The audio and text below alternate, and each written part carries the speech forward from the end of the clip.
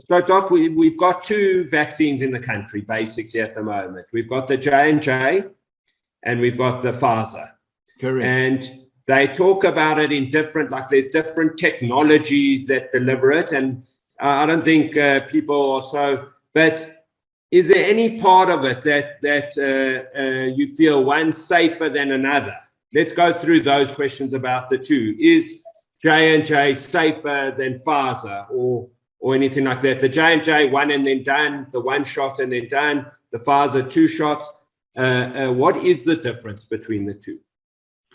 Okay, they are structurally different. The Pfizer is just the messenger RNA that I spoke about earlier. The J&J, they take that RNA and they stitch it into a carrier virus, another virus. That carrier virus can't multiply. It's just there to simply carry it into the body. So it's structurally a little bit different. Both of them are extremely safe vaccines, extremely safe, probably safer than many of the other vaccines that we give to children, for example. But they do have different side effects.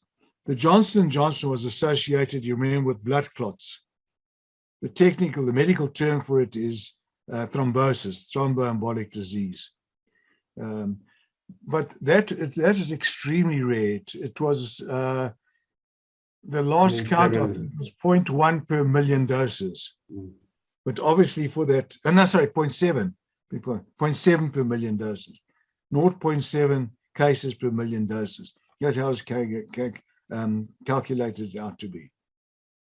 But obviously for that person, it can be quite serious.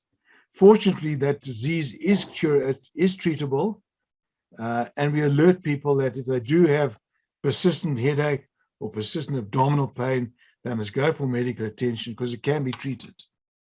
But it is excessively rare. 0.7 per million doses. That's the Johnson & Johnson.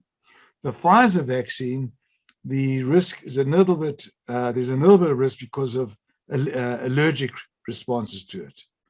So they have had what you call anaphylaxis, which is the serious allergy, where somebody collapses as a result of allergy. And that's about also the same kind of order, about 5 to 7 per million doses.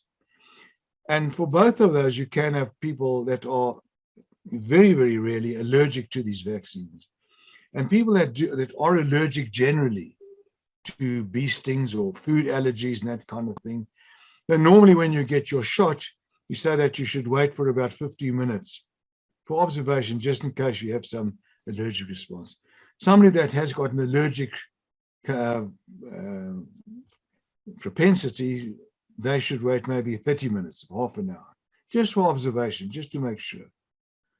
But both are very rare side effects, I must stress, extremely rare. And is one better than the other?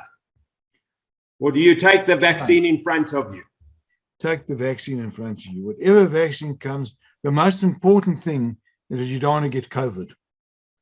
So the earlier that you can get the vaccine, they are both very effective vaccines. They're both very safe vaccines.